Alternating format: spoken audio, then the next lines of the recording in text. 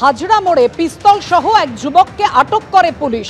গতিবিধি সন্দেহজনক হওয়ায় তাকে পুলিশ আটক করে নিয়ে যায়। পরে লাইসেন্স দেখানোয় তারপর তাকে ছেড়ে দেওয়া হয়। জানাবেন আমাদের প্রতিনিধি ময়ূক ঠাকুর চক্রবর্তী। কিন্তু ময়ূক, কেন এই ব্যক্তি পিস্তল সহ ঘোরাঘুরি করছিলেন?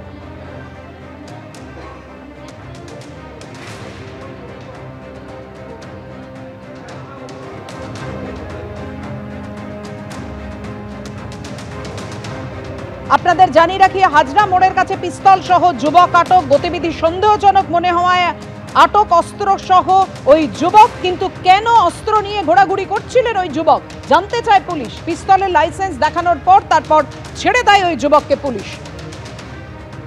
ময়ূক, জানাও।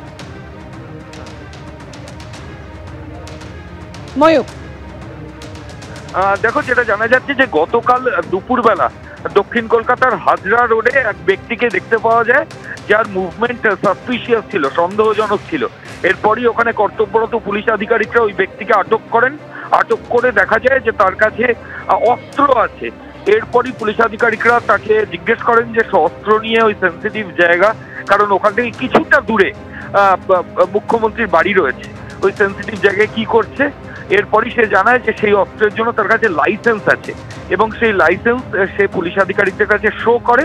এবং তারপর যথার্থ কারণ দেখানোর পর যেটা খবর পাওয়া যাচ্ছে, সন্ধ্যের পর পুলিশ আধিকারিকরা তাকে ছেড়ে দিয়েছেন। গোটা বিষয়টা পুলিশের তরফ থেকে এনকোয়ারি করে দেখা হচ্ছে যে লাইসেন্স থাকার পরেও ওই ব্যক্তি কেন এসেছিলেন, কি তার ইন্টেনশন। ধন্যবাদ তোমায়। হাজরা মোড়ের কাছে পিস্তল সহ এক যুবককে আটক করে পুলিশ। হাজরা মোড়ের কাছে পিস্তল সহ ওই যুবককে আটক করা হয়। পরে পুলিশ তাকে ছেড়েও দেয়। লাইসেন্স দেখানোই ওই যুবককে পরে পুলিশ ছেড়ে দেয়। তবে পুলিশের তরফে যেটা জিজ্ঞাসাবাদ করা হয় যে কেন অস্ত্র সহ ঘোরাঘুরি করছিল ওই যুবক, গতিবিধি সন্দেহজনক মনে হওয়ায় ওই যুবককে আটক করে পুলিশ। কি তথ্য রয়েছে আরো বিস্তারিত আমরা জানবো আমাদের প্রতিনিধি ময়ূক ঠাকুর চক্রবর্তীর কাছ থেকে। ময়ূক, দেখো, তোমার প্রথমে যেটা বলি পাপিয়া, যে পিস্তল নয়, ওটা এয়ার গান। পুলিশের তরফ থেকে প্রথমে বলা হচ্ছিল অস্ত্র, এখন যেটা বলা হচ্ছে এয়ার গান, যেটা লালবাজারের তরফ থেকে অফিসিয়ালি বলা হচ্ছে যে গতকাল সকাল 10:30 নাগাদ দেবাঞ্জন চ্যাটার্জি, 51 বছর বয়স, সল্টলেকের টিএ ব্লকের বাসিন্দা, তাকে যেটা দেখতে পাওয়া যায় যে কালীঘাট থানা এলাকার হাজরা মোড়ের কাছে তাকে ঘুরতে দেখা যায়। এবং তখন পুলিশ আধিকারিকরা তাকে ওখানে আটক করেন। তার মুভমেন্ট সাসপিশিয়াস ছিল এবং তার কাছে একটা ব্যাগ ছিল। সেই ব্যাগের মধ্যে দেখা যায় তাকে কালীঘাট থানায় নিয়ে আসা হয় এবং তারপর যখন ব্যাগ সার্চ হয়, ব্যাগের মধ্যে থেকে একটা এয়ার গান রিকভারি হয়। এবং ওই ব্যক্তি যার কাছ থেকে এয়ার গান রিকভারি হয়েছে, সে পুলিশের কাছে যেটা দাবি করে যে সে শ্রীরামপুর রাইফেল ক্লাব, সেই শ্রীরামপুর রাইফেল ক্লাবের সঙ্গে যুক্ত। ঠিক সেই কারণেই সে এয়ার গানটা সঙ্গে নিয়ে ক্যারি করছে।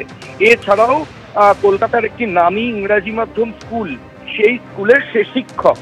এই শ্রীরামপুর রাইফেল ক্লাবের সঙ্গে যুক্ত সেই সংক্রান্ত কাগজপত্র এবং এই একটি নামী স্কুলের শিক্ষক হওয়ার জন্য যে সমস্ত কাগজ, সেই সমস্ত ডকুমেন্ট কালীঘাট থানায় দেখানোর পর গতকাল সন্ধেবেলা ওই ব্যক্তিকে ছেড়ে দেওয়া হয়েছে, এমনটাই লালবাজারের তরফ থেকে অফিসিয়ালি বলা হচ্ছে। কিন্তু যেহেতু ওই ব্যক্তির মুভমেন্ট সাসপিশিয়াস ছিল এবং ওই ব্যক্তিকে যেখান থেকে আটক করা হয়েছে তার থেকে কিছুটা দূরে মুখ্যমন্ত্রীর বাড়ি, ঠিক সেই কারণেই পুলিশ আধিকারিকরা ওই ব্যক্তিকে নিয়ে কালীঘাট থানায় থরো এক্সামিন করে তার কাছ থেকে রিকভারি হওয়া জিনিস এবং তার সাপোর্টিভ ডকুমেন্ট দেখার পরই তারপর তাকে ওখান থেকে রিলিজ করেছেন, এমনটাই পুলিশের তরফ থেকে দাবি করা হচ্ছে।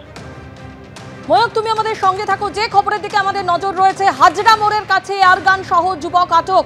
সেই যুবক যাকে আটক করা হয়েছে এবং যার কাছ থেকে এয়ারগান উদ্ধার হয়েছে, পরে তাকে মুক্তি দেওয়া হয়। গতিবিধি সন্দেহজনক মনে হওয়ায় তাকে আটক করা হয় এবং পুলিশ তার কাছে জানতে চায় যে অস্ত্র নিয়ে কেন সে ঘোরাঘুরি করছে। পরে তাকে ছেড়ে দেওয়া হয়। এয়ার গানের লাইসেন্স দেখানোর পরেই তাকে ছেড়ে দেয় পুলিশ। আবির দত্ত টেলিফোনে আমাদের প্রতিনিধি আমাদের সঙ্গে রয়েছেন। আবির, এই প্রশ্নই উঠছে যে হাজরা মোড়ের কাছে এরকম একটা গুরুত্বপূর্ণ জায়গা এবং যেখান থেকে আর কিছুটা দূরেই মুখ্যমন্ত্রী মমতা বন্দ্যোপাধ্যায়ের বাড়ি, এরকম জায়গায় এয়ার গান সহ ওই যুবক কেন ঘোরাঘুরি করছিলেন? দেখো, একেবারে সেখানেই হচ্ছে প্রশ্ন। এবং এর আগেও আমরা দেখেছি যে মুখ্যমন্ত্রীর বাড়িতে অস্ত্র সহ বাড়ির কাছাকাছি পৌঁছে যাওয়ার এরকম ঘটনায় কিন্তু পুলিশের তরফ থেকেও ব্যবস্থা নেওয়া হয়েছিল।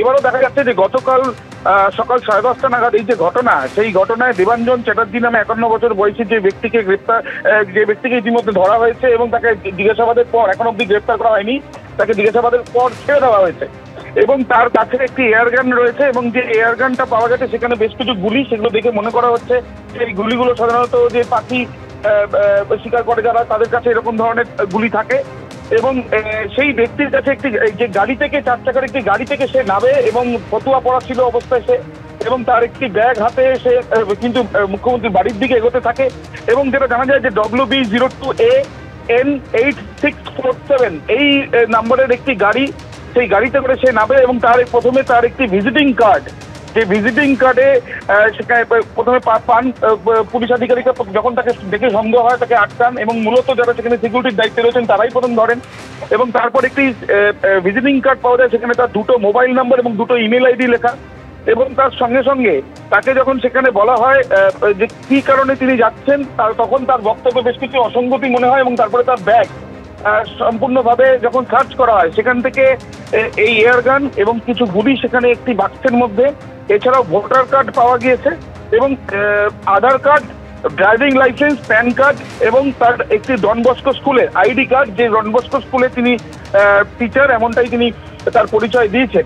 কিন্তু বিষয় হচ্ছে যে মুখ্যমন্ত্রীর বাড়ি হাই সিকিউরিটি জোন, সেই জায়গার কাছাকাছি বা হাজরা মোড় থেকে সেই জায়গার মধ্যে এই যে ঘটনা যখন ঘটে তখন এই গাড়ি থেকে এই ব্যক্তি ব্যাগ নিয়ে কিভাবে সেখানে সেই অবধি পৌঁছলেন এবং তার উদ্দেশ্য কি ছিল সেই বিষয়গুলো জানার চেষ্টা চালানো হচ্ছে। তবে আপাতত তাকে ছেড়ে দেওয়ার পেছনে কারণ হিসেবে যেটা পুলিশের তরফ থেকে বলা হচ্ছে যে তার কাছ থেকে ডকুমেন্টস দেখা হয়েছে এবং তিনি নিজে মুখ্যমন্ত্রীর সঙ্গে দেখা করতে চান তিনি জানিয়েছেন। কিন্তু এই আর্মস বা যেটা এয়ার গান বলা যায়, যেটা সাধারণত পাখি মারার ক্ষেত্রে ব্যবহার করে অনেকেই, এই আর্ম কেন তার ব্যাগে ছিল সেই বিষয় নিয়েও কিন্তু একটা প্রশ্ন থাকছে। একেবারে আবির, তুমি আমাদের সঙ্গে থাকো। অর্থাৎ পিস্তল সহ যে ব্যক্তিকে আটক করা হয়েছিল হাজরা মোড়ের কাছে, তাকে পরে ছেড়ে দেওয়া হয় কারণ সেই পিস্তলের লাইসেন্স দেখানোর পর পুলিশ তাকে ছেড়ে দেয়। কালীঘাট থানায়